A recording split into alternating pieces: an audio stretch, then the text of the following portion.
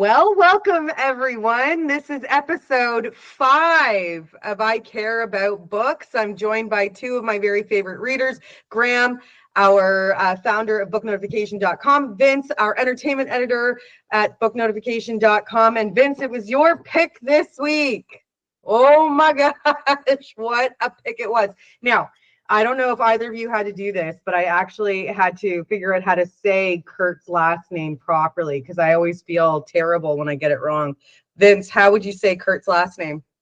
It's Kurt Vonnegut. You were confident. I'm very confident it's Kurt Vonnegut.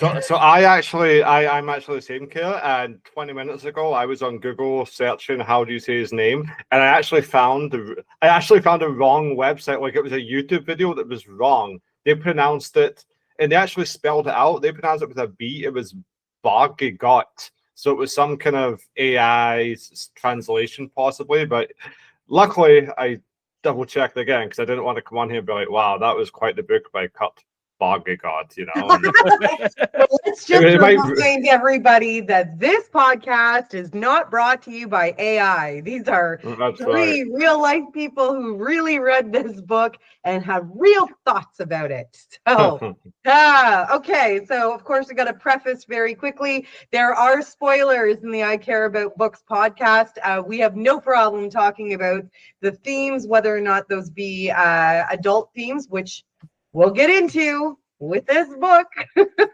And of course, there could be a couple of pirate words as we get through the podcast. So listeners, beware and make sure you're hanging out with us at your own risk. So if you haven't read the book yet, you might want to, and then come on back and visit us. So tonight we are talking Slaughterhouse 5. As I said, this was Vince's pick. So we're kicking it off with Vince tonight. Vince, why did you pick this book?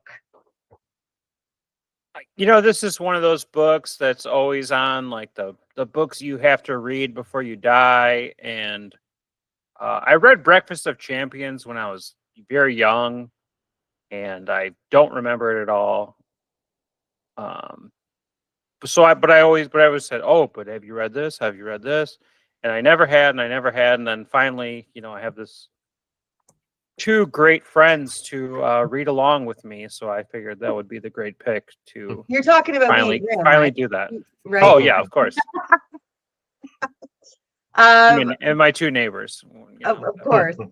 Well, you know, I got to say, what a great pick it was. It was absolutely on my list of books I needed to make sure I'd read before I died. So before I ask Graham, what did you think of the book, Vince? Oh, I really loved it. I was very happy with my pick. Very happy. Yeah, it was a great book. Over to you, Graham. You were not such a big fan of the Poisonwood Bible. We chatted about that last month. But what did you think of Slaughterhouse 5? And I know you knew about this book before you read it. Did it meet your expectations? Well, I was a bit lost at the beginning because I hadn't read Slaughterhouse 1, 2, 3, or 4 yet. But, you know, I picked it up eventually. It wouldn't be a podcast episode without Graham and a pun. Like, it just wouldn't be. It wouldn't be. No, I thought it was fantastic. It was a excellent book. I loved it. And hot take, war isn't good. That's what I learned from this, that war is bad. So war is bad. If you didn't know that, that book will teach you that. So and open my eyes. Alien abduction sounds kind of rad. I just want to put that out there. After reading this book, I would like very. How did we say it, guys? Again, I'm big on pronunciation, so I was calling it the Trapalidorians. Does that sound right to both of you? I think you're adding a few. Am I adding there? But I think it's Tramlafordians. That sounds right. Not 12. We need to shorten it. Well, we'll just call them aliens. That's what I would call them. The aliens. I just loved that part of the book. I just thought that was so cool, so fun. Let's go over the plot. This is one of the hardest parts I find in the podcast, is trying to just kind of do a quick synopsis, but I'll do my very, very best. Essentially, this is a semi-autobiography, and holy I don't even know where to begin. We follow the journey of Billy Pilgrim, who is enlisted as a serviceman in World War II as part of the American infantry, and what his experiences were as being a prisoner of war. You start to wonder if perhaps maybe Billy has got some PTSD going on because he has a severe response to trauma, as we were just talking about with alien abductions. He manages to be released from Germany, sent back to America, where he becomes an optometrist, or an optometrist rather, marries his wife, who is the daughter of a very wealthy optometrist, lives a pretty upper middle class life, 2 children, but sort of descends into madness. And you're led to believe, as the reader of the book, that that is probably because of his experience in the war. Billy Pilgrim is certainly somebody as described as a weakling, somebody who's kind of funny looking, kind of not all there maybe necessarily, marries his wife because he'll be marrying into money, didn't have a lot of love from his parents. There's a great section of the book where Billy is in the psychiatric hospital, refuses to see his mother, hides underneath a blanket, and this is as a grown man. But really, we're following Billy's experience as a prisoner of war. How did I do, gentlemen? Sound pretty good? I mean, I think he did a great job of summarizing Billy's life. But as for the book, like you said it like in chronological order, and the book is very much not that. So That's fair. like you did a great job. I will give you that. Yes. But if you let's say you're listening to this and you've never read the book and you have no plans to read the, or you're going to read it later or whatever, it's not what you just said, but it is at the same time, and that's what's That's so good right. about it. What's really neat is the time travel in this book, and that's what Vince is really touching on right now. Is that Billy Pilgrim is unstuck in time, and that is our lead off to this story. So, Graham, why don't you give us sort of your response to, like, when you read a line like that? It was actually listed at number 38 as greatest opening lines of a book of all time. And it's not actually the opening line. It's sort of the opening line of Billy Pilgrim's story, but it's in chapter 2 that Kurt writes this. However, it is so iconic. So tell me a little bit when you first read that line and its sort of implications as to where we're going to go with this story. That was it. Yeah, it was. It was a very interesting opening because, like you said, it was the second chapter. So the first chapter, you kind of like figure out what's going on. He's playing the author and all that, and then it gets into that, and you just know that okay, this is going to be good, basically. Well, yeah, being unstuck in time, right? Well, I love that style of book and all that, so I was very excited for this, and it's just great because it gets you intrigued right off the bat. It gets you wanting to read more immediately. It really hooks you, that type of thing. So, right. And I mean, the first line of this book is actually, this story is true more or less. Everything that happened in this story is true more or less. I'm actually reading that off of memory right now because I just know the cool thing about the way that Kurt writes his stories is that they're written in disjointed paragraphs. And I think that's an important, message to readers that are about to pick this book up, is that the Kurt actually described his style of writing as a mosaic, that everything is sort of in pieces and it builds to a bigger picture. And Vince, I know that you're a huge fan of Kurt and a fan of this book. What do you think about that?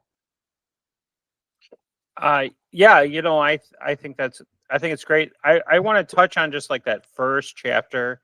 The first chapter is written like it's written from Kurt Vonnegut's perspective. Like mostly, I think. Like I think everything in there is true, but it might also not be. Like a lot of it is. And then there's parts in the book where he comes in and there's things that happen in the war, and he says, "That was me. I'm the one that said that." I was there. Yes, there was like author annotations throughout right. the book. Yeah. Right. Not like a footnote, like in the text, which is really cool. Yeah, he jumps into the story. Yeah. But a big part of that first chapter is that he wanted to write about his experience for 23 years. Mhm. And he just never figured out how to do it. And then like this is what he came up with. This like weird time travel, unstuck in time, alien abduction story. And it just he really, I think he hit the nail on the head in a weird way, and he just did it the best he could. And it's the complete opposite of what you'd expect from a story like that. I agree. What do you think, Graham? Yeah, like he managed to do it so well. Like it was, you know, a large part of the story was Billy. It was like escapism for him type thing. You know, and I think the book was also Kurt's sort of escapism, where like he was able to, you know, especially then PTSD wasn't really a thing. So this was his therapy. Basically, was writing this book and getting that out, and it had that wild feeling to it. But as has been said, he would just be like, I said that and so on. So it was just a kind of had that free for all aspect to it where he was just putting words on paper, getting it out there. And I thought that was really cool. Like it came off very, and not just honest, unique, you know, like it was very different and just how open he was with everything. Right. One And thing then I'll go sorry. ahead. One thing I'll say about just him being honest is whenever he says that was me, I did that, it's not always like a flattering part. Like there's one part where it's very let's say bathroom heavy. And there's like some guys are having some hard times in the bathroom, and he's like, yeah, that was me. I was the guy having the hard time. Which That like you couldn't pay me to put that down on paper, you know, if that was me. You could tell reading this book and when it came out that there was going to be blowback. I mean, we're reading it through a 2025 lens, but imagine when this book was initially released and the themes of this book. I mean, we're talking about a time where he pushed boundaries against religion. There's a lot of talk about Jesus and the crucifixion. There's a lot of talk. I was really surprised when I read the first few swear words. When I read the word motherfucker, when I read shit in this book, I was like, oh, like I was like, it was jarring to me, and not because we don't sort of use that language very easily this year, but because of knowing when the book first came out, I was really surprised by that. So I wasn't totally shocked when I found out that there had been this book has been banned a lot by a variety of libraries, a variety of states.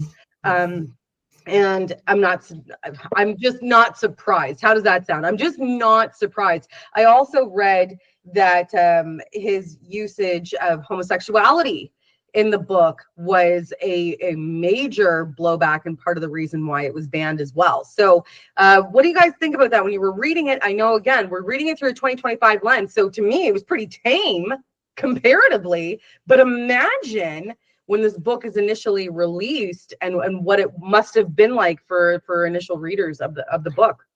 But that's why I was reading a discussion where some people were saying, like, why is this considered a classic? And they were saying because of when it came out, like you have to put yourself back to that time. Back then, there was so much pro-war propaganda going out there, and Kurt mentions it right at the beginning of the book. He doesn't want this to be a book where John Wayne is playing the hero type thing, right? Because at that time, that's exactly what was happening. It was all pro-war bullshit with John Wayne playing all these characters and so on. So that's just in its own, like in a vacuum, the book is still fantastic, but it's so much better when you consider when it came out, the subject matters touched, and one of the biggest things is that I thought was fascinating was that the Germans weren't portrayed as the bad guys in the book. War was the bad guy, right? Like the Germans that they meet and so on. So that's another whole aspect of it, is where at this time it's all pro-war stuff and Germans bad and blah, blah, blah. He didn't do that. It was groundbreaking this time. It's crazy when you considered everything like that.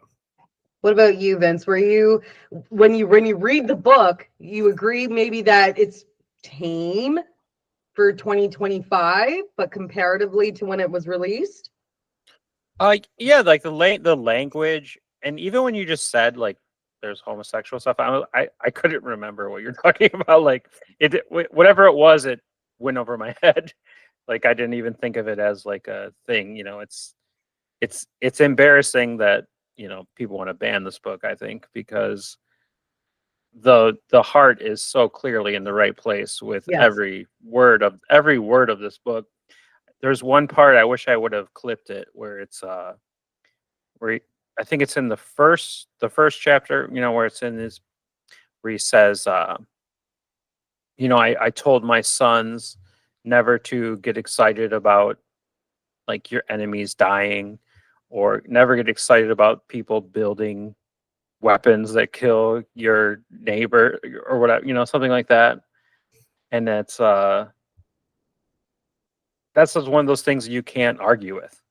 It's like, you want to, if some people want to say like, oh, some war's justified, blah, blah, blah. There's a character in the book, his neighbor in the hospital at one point, who was like that. And he doesn't argue with him, but it's just like, you can't argue with the fact that like, it's kind of bad when people die. You're right. I don't think there's anything wrong with saying that. Well, and Vince, now that you've touched on this, I'll let you explain to potential readers of the book why you might see the name interchanged when you look this book up online, because you'll find it as Slaughterhouse 5, you'll see it as The Children's Crusade, and sometimes that can go back and forth and be confusing. So, Vince, I'll let you explain why when you go to Google this book, you might actually see it under a couple of different names. Yeah, it's interesting. It's one of my two favorite parts of this book, but this is one of them. It's in the first part, there's a discussion with who we believe is Kurt Vonnegut and his former soldier buddy, his wife, who's just mad at him for even being at their house, and she's mad because you guys were just children when you went to war, and he said,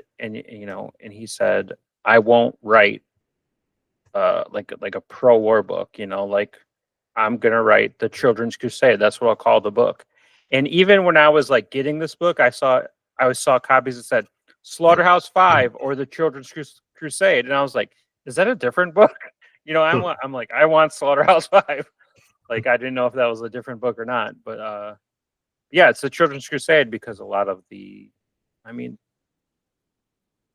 like 18, like think about being 18 years old, 17 years old. There are guys who will go play college football, college hockey for you Canadians, but then there's just like real skinny little nerdy guys, and that's who Billy is. Yeah. And he got drafted just along the same as those other guys. Absolutely. When we were discussing the Poisonwood Bible, we were talking about which parts of the book really stood out to you, really resonated with you, really made you reflect later on. What was that for you, Graham? What did you take away from this book? That one scene where you were like, oh, I was there. I was in that moment. Well, there was definitely a couple of things that stood out. One was more serious, dramatic one. Another one was more lighthearted. I'll do a lighthearted one first. That was just his descriptions of characters. Vince just mentioned how Billy described himself, right? And then how he described his son. Like, I saved a few of them. Like, it was so great how because some authors, when they describe a character, they go into specifics. Others don't say it at all, leave it to the imagination. With Kurt, he uses like one kind of metaphor to kind of describe him, and you picture him right away. Like for the boy, he was a funny looking child who became a funny looking youth, tall and weak, shaped like a bottle of Coca-Cola. That was it, perfect. Barbara, she was a fairly pretty girl, except she had legs like an Edwardian grand piano. And even just little bits when Billy went back to when he was very young, he was in the YMCA with his father, and he was a little boy taking a shower with his hairy father. So I just instantly picture this hairy father. It was like, that was just his fantastic writing. I thought that was one thing I took away, was how he was able to capture the descriptions of, like, get you to picture them with one word. The other one, though, with me, it was that scene where he's watching in reverse the movie about American bombers in World War II. And so it starts with the bombs, the planes, the wounded men, and it goes all the way back to the pilots putting on their uniforms and becoming high school kids. That was like was extremely powerful, and that was, in terms of descriptive writing, I thought that was the best part of the book. Like just that entire scene backwards, especially because it's backwards, it makes you think a bit more about it, and that was my favorite part of the book. The thing that resonates with me anyway.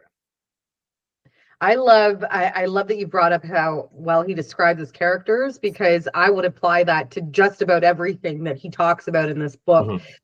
There was a really great line when he was talking about walking outside of his house, and he was in the salad of the lawn, the wet salad of the lawn. When have we ever heard your lawn referred to as a salad?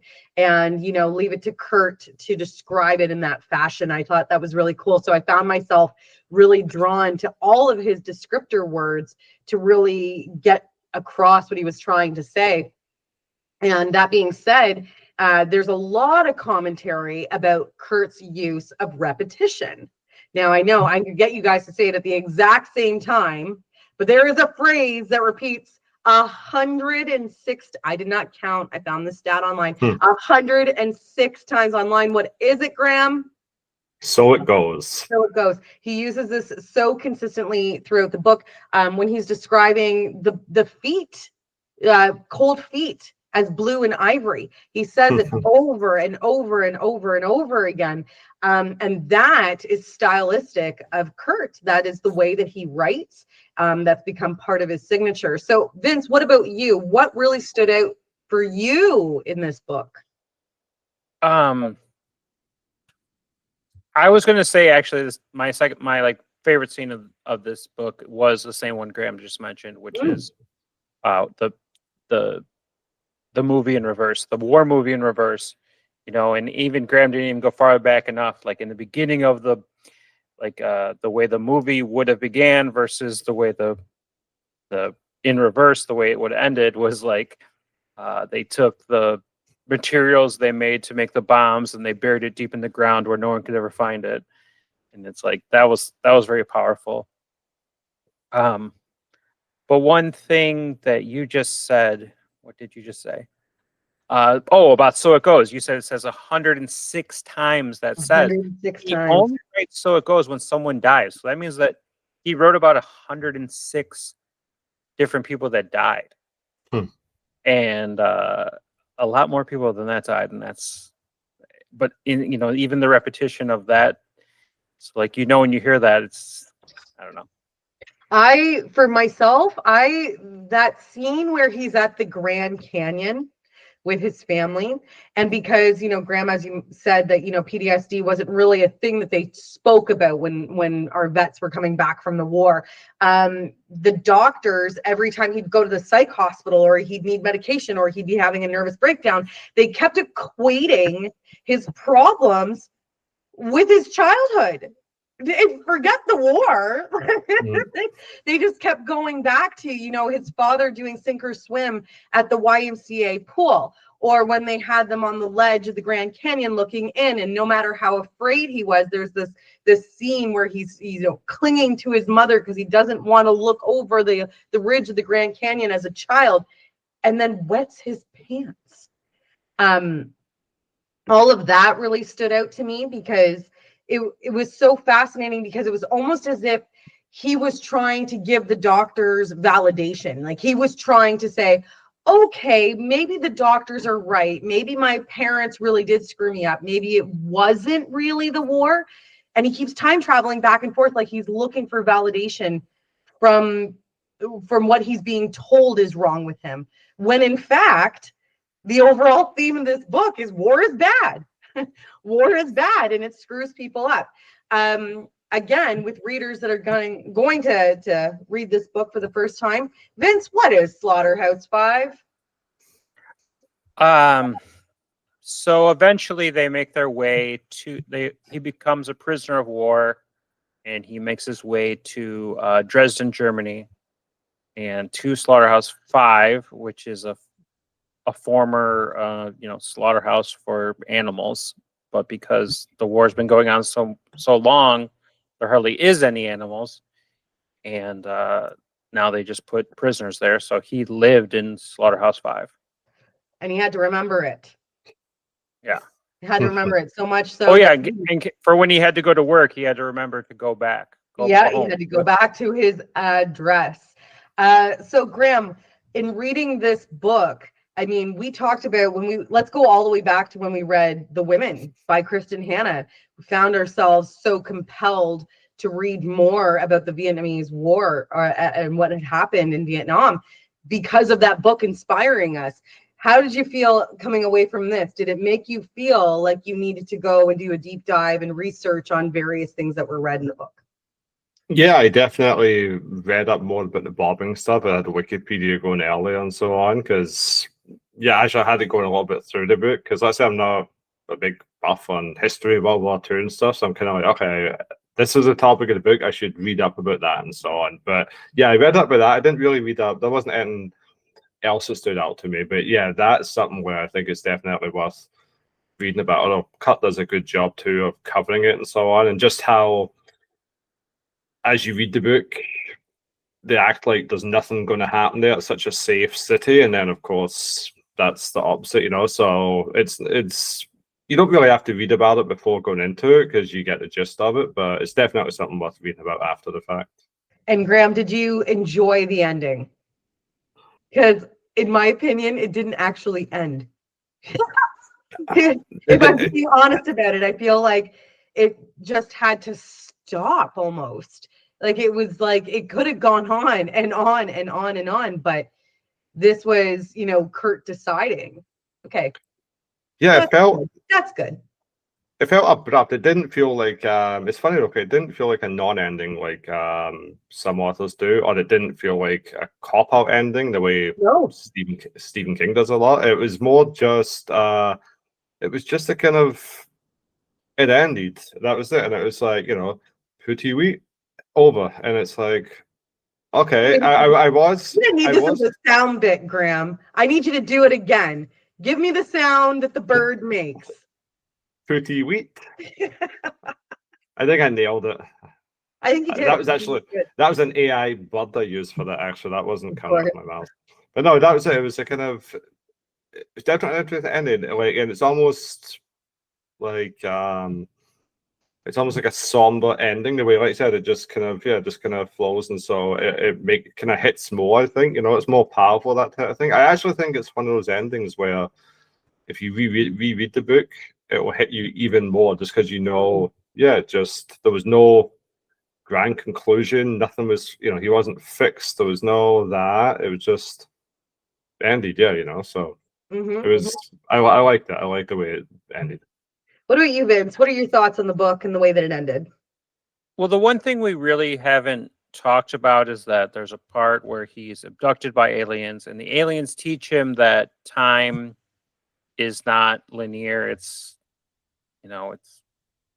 everything just happens all at the same time, and you pick out whatever you want to see. And that's kind of like how he tells the story, because even in the chapter 1, which is from the author's perspective, he says this book, the story is going to start with this, and then it's going to end with Pootie Wheat or whatever.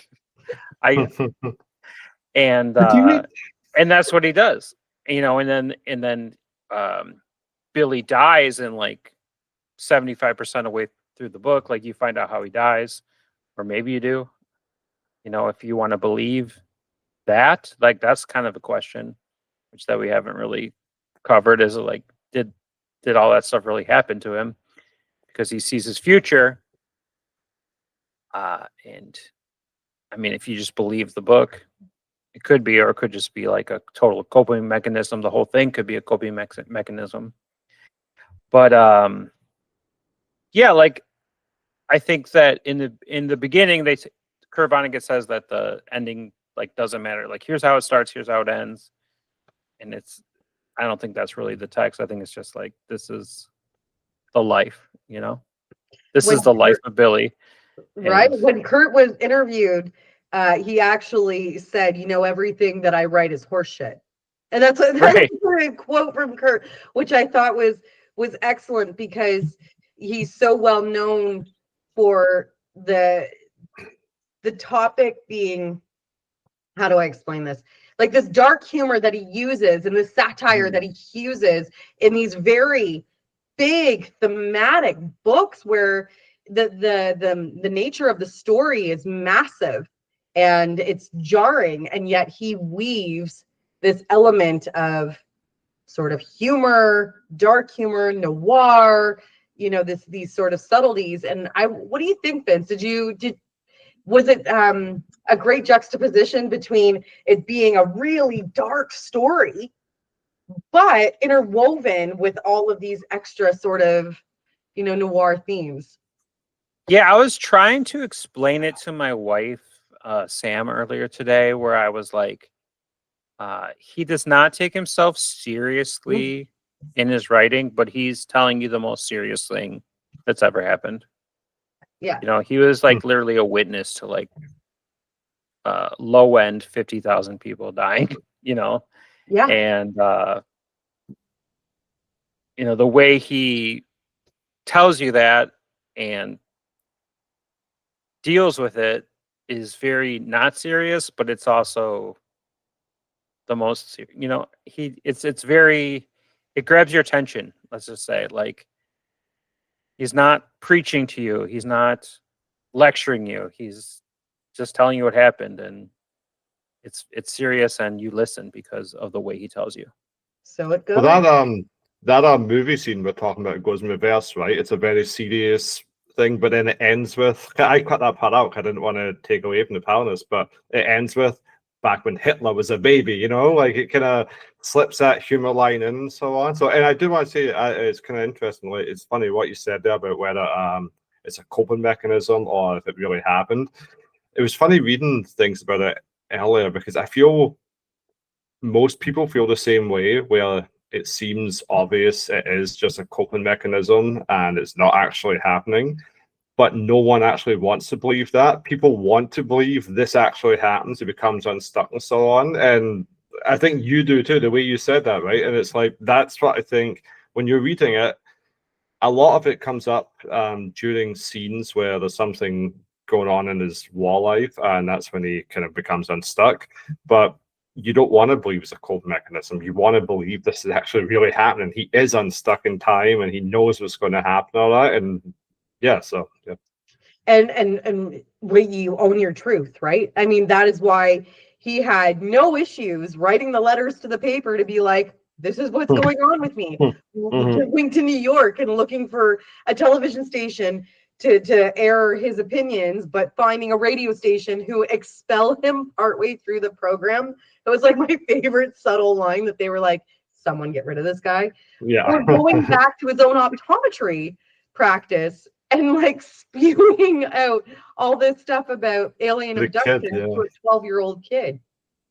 But I love that scene you mentioned, where he finally got his chance to speak up in the TV studio, and then it just sounds like he rattled on for 30 minutes until they finally had a chance to get rid of that. Listen, that was just one of those casual scenes. It was just so funny, like just black humor, so funny the way it was done and so on. Like, yeah.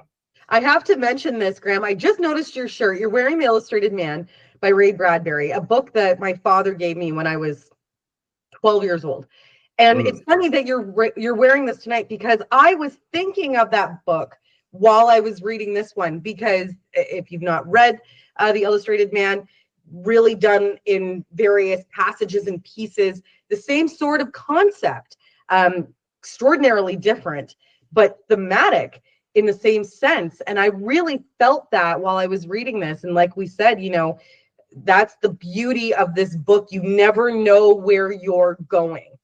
Kurt just keeps taking you on this journey where, you'll be back in time or flash forward, or you might be in a hospital bed, or you might be at an 18th anniversary party. You never know where you're going to go. And I have to say, I really, really loved that part of the book where Billy brings back a diamond to give to his wife as an engagement ring, brings back a diamond from Germany among all this like mass destruction, these mass casualties, this horrendous thing that's happened. He brings her back a diamond. What did you think of that moment, Vince? Yeah, the him finding it was kind of wasn't it just like the Germans like gave him the coat like to make fun of him? It was like a woman's a woman's coat, and they're like, give it to him to make fun of him. And then he finds that in there and he just holds on to it to the end, which is just kind of his charmed kind of life that he lives. Like he's very it's That not was so inactive. poignant. I have to interrupt you. That was Inactive. so poignant for you to say he holds on to it till the end. What Right. like that was a really poignant turn of phrase, Vince, to kind of snapshot this whole story. He holds on to it till the Right. end. Yeah, that's kind of his whole deal. Like there's times where he tries to quit the war and he just isn't allowed to, but he also just kind of goes along with whatever it is. If the Germans want to embarrass him with a coat, like he's like whatever. If the other soldiers like won't let him sleep on the floor, he's just like whatever. He's like a total, I'm gonna say he's a total loser. But you like him. You're rooting for him to survive. You don't want things to happen to him. And I think the diamond is a good illustration of that. Like he didn't do anything to get, like he had his other soldiers were looting, and some of them got caught and got killed for looting, and he just had this in his pocket. Like that's his life in a nutshell. I think, like, Right, you just like falls into everything. You know what right. I think we need to get, guys? Graham, I'm gonna put you on this task. We need to get one of those fans that you turn, and so on one side we have a bell, and on the other side we have like a number. I like that. Yeah. And Actually, we could do that with a whiteboard. Yeah. Well, we I'll just get like I'll get that you going. write it on the back. You write your number on the back. Mm. This is the part of the podcast where we rate this book out of 10 bells. So we'll start with you, Vince. This was your pick tonight. What will you rate Slaughterhouse 5 out of 10 bells? I'm gonna go with 9. Wow. I'm gonna go 9 bells. One thing I do want to say, I haven't had a good chance to say it, is when I read Breakfast of Champions way back when I was a young buck, Kilgore Trout is the main guy in that, and he's a character in this. And what I've learned is that other Kurt Vonnegut books have a lot of carryover characters. There's a book about Howard W. Campbell, who is like the German propagandist, and it just makes me want to like get into this universe. This book, like maybe I've heard that some people think it's his best, some people think it's not. But if it's not his best, I want to dig in. I want to find out what is. So I'm holding it at a 9 for now. If I read something better, maybe well, we're gonna have to hold you to that, because if you do read something from his catalog that you think exceeds the 9 out of 10, you got to let us know. Okay. All right, Graham, what do you think out of 10 bells? Well, like I said, it's funny because Vince said that as well. He had something to add, and I'm just saying, just because I think this book, you can talk about it so much. There's so much to it. One thing I do want to quickly say is how this isn't a linear book, as you were saying. The timeline jumps like crazy and so on. And I know we've all read books like that you get really confused by. Like sometimes you can just read a book with 3 kind of separate timelines and you're lost. This one, in terms of timelines all over the map, flows so well, you don't get confused once. That's an incredible talent. I'm saying with Vince, 9. I could go 10. It's a book because it's on my definite reread list. I want to reread it again, and that's always pushed up. So I think I could easily go 10, but I'll go with a 9, and then we'll see how it goes. Well, you know what, gentlemen, you're in good company. I am also giving this a 9. 9er all the way. It was definitely one of those books that, like, I know when I go to bed at night, it's gonna be sitting there and it's gonna make me think about it.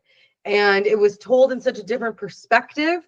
There are so many memoirs, autobiographies. There are so many historical books that have talked this so much. I don't want to say talked it to death, because that's wrong. But what I'm saying is that we've read so many books that have to do with World War II, but this perspective was so different.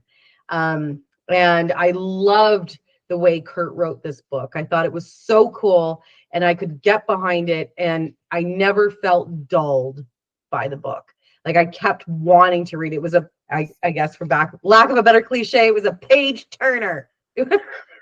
I read it in one sitting today. That was I was happy with that. It was good. Yeah. One sitting. Yeah, that was the thing is I did not read it in one sitting, but I was like, I said to Graham, I'm like, I'm jealous that you get to read it in one sitting. You know, like I wish I would have started at like 5 o'clock at night and just like, you know what, I'm just gonna keep going. I'm gonna keep going. But I started later at night and had responsibilities, blah blah blah. You know. This book was so good that it was the kind where I was walking through my house and I'd be like, okay, the dog's got to be let out, you know, and or I got to pour my coffee. Like I walked with it around the house. So when I say I did it in one sitting, like it was one of those where you didn't want to put it down because you were like, what did I just read? And then you go back a passage and you're like, oh, that's how that connects to that. Definitely. I thought it was really, really cool. And I think the three of us are going to end up reading it again. And then we'll have to do like a special episode of this podcast and be like, okay, we've reread it. Did you catch this? Did you catch that? Well, we'll watch a second podcast that goes back to this podcast and reviews each podcast. We'll reread every book and see your thoughts. It'll be called I Care About Books.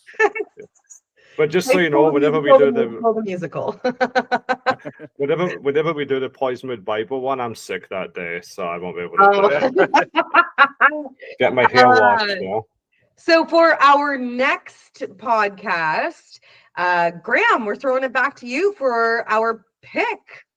Yes, I was quite excited with this one. I'm going to go I've had some serious stuff lately. I'm going to go a bit of a different route. Book notification in August, September, we started building up the most comprehensive book club database on the internet. All the best celebrity book clubs. We have 23 of them. Reese Witherspoon's, Read with Jenna, Belfast, all that. So many authors on there. Graham, don't forget. That's right. Oh, I Care About Books is on there. Don't you worry. It's voted #1 artificially, but it's there. It's the best podcast. Recommend it. The one author I didn't see on there was quite interesting. And she's an author she's from Canada. She won the Grand Master Award in the Crime Writers of Canada in 2022. Her debut novel, which is about 20 odd years ago now, she won the CWA New Blood Dagger Award, the CWC Award of Excellence of Best First Novel, Anti Award Best First Mystery, Dilly's Award Best Mystery Novel, Barry Award Best First Novel. She's won Agatha Awards, everything. She wasn't on any book club. She's been on no book club in the history of celebrity book clubs. Until now, it is Louise Penny, who writes the Inspector Gamache series. I'm sure I know Vince has heard of it. I don't know if you've heard of that series, Kayla. It's actually so it takes place in a quiet Quebec village. Seemingly accidental death draws Inspector Gamache into a deep, dark mystery that reveals the secrets beneath the town's peaceful surface. But the biggest thing about this, not to kind of spoil it, but the biggest thing about it is that it's not really about the mystery of the character of the story. It's about the characters, and it's our reader base loves this series. There's 20 books in it, and our reader base loves it because every year they go back and read the next book, and it's like visiting a family type thing, you know. So it should be a cool one too. And I have listened to the first one. I didn't read it. I listened to it, but I'm looking forward to actually reading it because it's a bit more of a chill, relaxed thing, and it's not really the type of thing you want to be listening to while you're, trying to set a PB in a half marathon. It's more the kind of thing you want to be sitting listening to or reading while you're having a cup of tea, and But yeah, Louise Penny's Still Life is the book club pick for this month. I believe she was on our weekly new books list. She just came out. Was this the latest release, Graham? Well, this Still Life is the very first book. That's a award-winning book. That's the first one read. But yeah, she came out with I think it was Black Wolf, October 29th, I believe it was. So yeah, I did see her on booknotification.com. I just have one question. Do I have to read it in English and in French, or just English? You have to read it. If you're going to be in a Canadian podcast, Vince, you must read it in French and English. Okay, I might take a while for this one then. All right. Maybe audiobook for the French.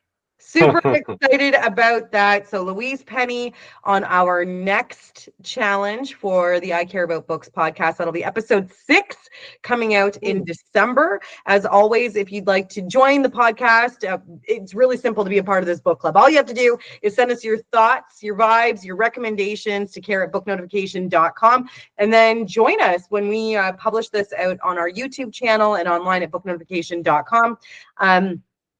Join us for the book club because it's fun and it's an opportunity to just celebrate books, which is what our favorite thing is to do here at booknotification.com. So to my 2 favorite readers in the world, to Graham and Vince, thank you guys so much.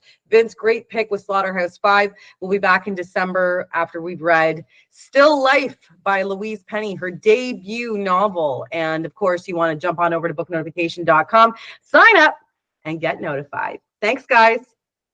Pretty wheat.